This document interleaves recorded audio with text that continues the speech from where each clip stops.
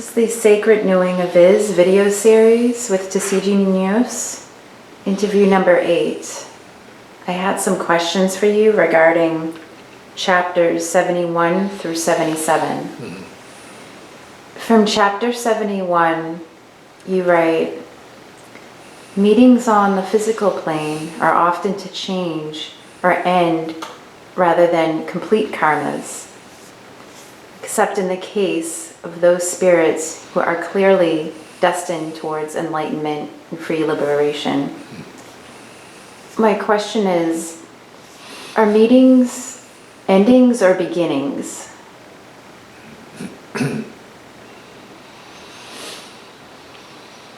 In the field of karma, we are bound to have numerous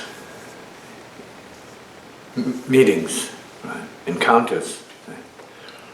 With beings and things as well, but mostly with beings we're concerned with, because there's always the implication, well, what is the debt between people when they meet? Why do they meet? See, how do they come to meet? So these are issues that for the psychically sensitive weigh upon the conscience. So in some cases the meetings are beginnings. We see that usually when we sense we're meeting someone for the first time. We sense it's a beginning, but we don't know that it's a beginning. See? It could be an ending. See? It could be the ending. See? It could mean for some peeps that that's the completion. All they have to do is meet again on the winds of life, see? And that's the end. See? But do both people know enough, see, of these things to say they mutually agree that they're meeting again for the last time rather than for the first time? Yeah. So that's more of a psychic kind of a question for peeps. See? And endings are beginnings and beginnings are endings. And we have to understand that without getting too much into detail on that. But it's a very good question. We need to look deeper, because as we see in history, in terms of human experience, especially regarding certain marriages, they start off in the romantic phase and everything seems ideal. They call themselves soulmates and all the rest of this, and they wind up in the divorce court. Then we're talking about, well, was this a beginning or an ending? And we see that it was already an ending, see? And it could have ended at the beginning, but people don't know enough, see? So they feel they have to engage again. And many people have the, I guess you might say, the déjà vu experience where they say, we're doing this, are we doing this again, or is this the first time, or is this a repeat performance here? And so we're talking about having some sense of practice that enables you to see in advance what it is. So you can meet the person and you have to calculate immediately, at an instant, right, whether this is a beginning or an ending for you. And then whether you are willing to go with it to the degree where you find out for yourself if you have any doubts, if it's good or bad. And sometimes you sense that it may not be good, but you're, because of one reason or other, obligated to move with it, and you go with it knowing that it wasn't supposed to be going a certain way, and then you realize that it was an ending already happening as a beginning. You go on to write, these spiritual practitioners usually bypass the entire circus of self-created time-space worlds, motivated as they are by free spirit itself. My question is, would you say that these spiritual practitioners that you're referring to feel moved to serve or do some sort of work on behalf of a greater force or being? Well, before we can get to, let's say, the ideal, which is to offer a compassionate service to all peeps, to all beings, or to world service outside of one's personal idea, why they're here, what they're supposed to do with why they're here, or what it is that they were born into, there has to be an understanding of the machinery of karma. And that's why I say some peeps are here to come to terms with their most immediate karma, that's family karma first, and deal with that. And that might be as high and as deep as they need to go. And then others are here to go beyond that, say from social karma to, let's say, national karma, and then to international karma, and then beyond that into more cosmic karma. So it really depends on the evolution of the individual and what they feel their purpose is. Now, practice, if we're talking about spiritual practice in the way that I understand it, what we are responsible for immediately is cosmic karma. See? That we are part of the universe, and I've said in the past that heart is the universe is a heart. It's kind of a mantra for people who are starting to find that they are connected with a bigger picture more so than their immediate karma, and how to, let's say, resonate with that properly so that you can advance yourself more immediately to a higher purpose and a higher goal and a higher mission. So practice is supposed to accommodate that, and it depends on what your practice is and what you feel your capacity is for such a practice, which would then determine to what degree you're here for either, let's say, hours, weeks, months, years, or eons on Earth. Also from chapter 71, you write, even the uncreated, unmanifest, or yet to be created was originally created to be open to by unfolding or creative spirit souls. Many beings who have either received or have given credit for what was or is believed to be their own findings, creations, inventions, works of art, or discoveries, do not, in fact, originate these. The so-called creation or work is handed, passed through, or imparted to them according to their needs and merits, or its needs and purposes. All things originate in and of isness. My question is, are you saying that the being who is perceived as creating, inventing, or discovering is acting as a conduit for these things to come through? Or does the being's own influence or ego play some part or small role in what's being created or invented?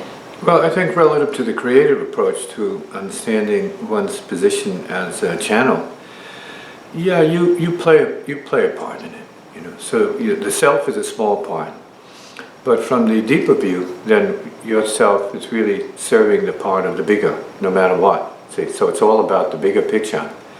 You're being used, whether you're say Einstein or Edison or one of these great minds, or Bach, or whatever you want to call the occupation, by invention is invention, and in this case we're talking about channeling. See? Now I understand to a degree that in the case of Edison, he would take these cat naps. See? He would go under his sink or something and take a cat nap, and then he felt that he received something. So then we can, from that, sort of conclude that he was going somewhere to get the knowledge, or was being given to him, in any case. See? So, as I've said in the past, the genius is not the person. The genius, or the channel, is really something that the person is related to, connected to, and has to be receptive to. See? The person is receptive to this. And then this, whatever it is, can come through the individual for the sake of the greater whole, so to speak. But of course, it is not without personal and self-gratification in the meantime, because you feel you're accomplishing its purpose, not just your own purpose. So that is true, I think, of all of us. But we start with a person, we start with a self, but then we graduate. We evolve to a place where we see beyond the self as limitation, that it's really a heart thing, that the heart is the universe is the heart. From chapter 71, you go on to write, genius is capacity which each may merit in some way or other and at some time or other. However, genuine need and capacity to handle what may come through the capacity of true or pure genius must be earned as well as desired, not merely by soul, but by the guiding ones who give, control, and take according to the plan or scheme of spiritual progression. Would you distinguish ordinary genius from true genius? And can individuals ordinarily access true or pure genius?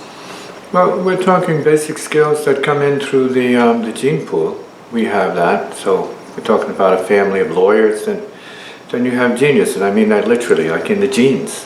We're talking about literal genius. Gene is us. See, gene is us genes. See. So in that case, yeah, you find that to be operating at a, let's say, a family level, which means there could be a special level of it for the family, and that over a period of time, and let's say generations, it's cultivated to a more extreme level, let's say, relative to other peeps who may not have this purpose or this function, let's say in the case of lawyers, or musicians, say, or doctors in specific, let's say, traditions. It's more medicine. See? And so everything is relative. When we're talking about the genes and genius, it's relative. So the issue here, especially since I've been involved in the music, is to see that, well, we can be born with certain abilities and talents and skills, and they could also be running in the family line. So that means it's more natural for certain people to have these abilities, and then relative to other individuals, we have different levels. But when we are talking about ordinary, we mean more family, family where we see a lot of let's say individuals playing music within a family, and so it's their norm. When we're saying about extraordinary, going beyond that, where the individual is moved to distinguish themselves in a certain way, it could be in the way of composition, and then it becomes much more that that person is taken beyond themselves. So when we're talking about the genius, then there could be a crisis. When we're talking about true genius, then there's a crisis. A crisis, because then you're not yourself anymore. See, that's what the conflict is for a true genius. See, they feel that they own themselves and they want themselves, but then the genius is stronger and greater. And so the genius is do and die. See, and the ego is more like do or die. See? So do or die, but the genius is do and die. See, so we're talking true genius is like that. It's transcendent. In a manner of speaking, I'm speaking from experience and what I've seen and heard in my life, but I'm not saying that's everybody else's standard. So we're talking about skills and abilities that are self-serving in the beginning. At the ordinary level, you can get up there and take bows and feel you did it all yourself, but then when you look deeper, did you do it all yourself? See? And so we're talking about having an understanding that there's a cosmic factor here. And then genius, let's say in the case of Nikola Tesla, was very futuristic, super future. But he had a sense of that. See, he was that sense of his own futuristic realization. So we have to say that he was a prophet of science, scientific prophet, who wasn't limited to himself on the earth, see, but had his mind in the cosmos, like Einstein, more cosmic understanding already. See, so they knew they were part of a bigger scheme of things. So they opened themselves to that, and that's what we mean by true, or let's say pure genius, where the cosmic is coming through, where it's really more cosmic, not necessarily in terms of just business. Because you have a business genius, and it's all about making money, and already you have parameters that are determining and controlling you at a self level, and that may have cosmic when we're talking about the electronic and digital industry. So we're saying, yeah, there seems to be cosmic, but it's not cosmic intelligence, because when we're talking about self-defeating in terms of a race, whereas humanity right now is on the edge of destruction because of progression, then we have to question whether or not that's real cosmic genius or not. Okay. When the earth is being polluted, when the mother's being destroyed in the process, then we have to question, well, how much intelligence and genius is that? Apart from evil genius, but self-destructive genius. From chapter 72, it's titled, Practicing Being Free. Do you have any advice for how one can begin to practicing being free? I think the issue of freedom then is relative to suffering and bondage. So we have to know what the bondage is before we can even consider what being free is. What freedom means then relative to bondage is the issue. So it has to do with one's perception of what it is that they can do, what it is that they're supposed to do, and what it is that they can't do, and how they see themselves as needing freedom or being free to do whatever it is that they're doing. So we're talking about relative to the perception.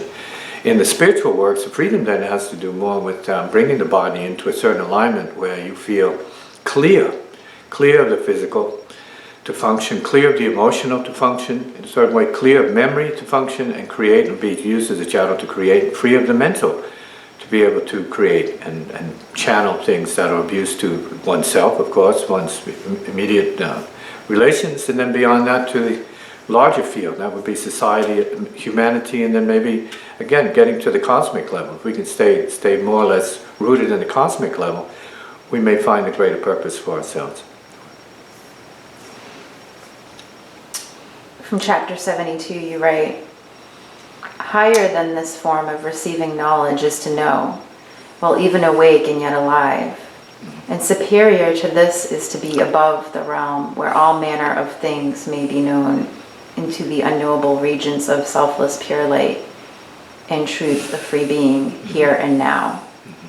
Thus, to be absolutely awake beyond all dreams and schemes and illusions, high and low, is to be free here and now.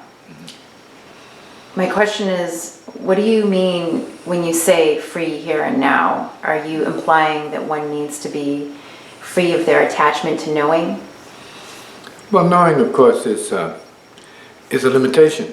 See, thinking is a limitation, feeling, and in fact, all perceptions are limitations. But there are limitations that we need to use as part of our, let's say, interrelatedness with the universe. So we have to think, we have to feel, we have to communicate. And, at the conventional level, that's all you've got. Beyond that, then it's really much more extending into the microcosmic levels and the macrocosmic levels. And so some intelligences are suited for more mundane purposes, and then other intelligences which are suited for the cosmic and the spiritual are given to function along those lines to enable other people to see a living demonstration of what it is and a practical side of this at the same time, so as not to be too lost or too extremely involved in one end or the other, too materialistic or too spiritualistic. There has to be a balance in this case. And so this is why it is important to see that we are born in the finite, but with infinite intelligence. We are born into a body, but we belong to a greater and larger, more complex and maybe ultimate body of consciousness that we also need to address at some point when we have let's say, the readiness or the need to see the bigger picture of things. And this is why the cosmic is important. The cosmic should be something that is given earlier than later in life. See? That we are cosmic beings. We're part of a spiritual dynamic. And I think this is maybe why a lot of us find out at the end rather than at the very beginning that we have wasted a certain kind of lifetime looking for material gratification, when in fact the material gratification should have been balanced with spiritual gratification. And that means spiritual understanding of the cosmic field, not just limited to philosophic, scientific, or religious or artistic, let's say, limits. It has to be more cosmic. And we are the cosmic being, we are the cosmic intelligence, and we have to exercise a right to share that with other people so that we have a bigger picture, far and away from the self-destructing and life-destructing that seems to prevail at these times.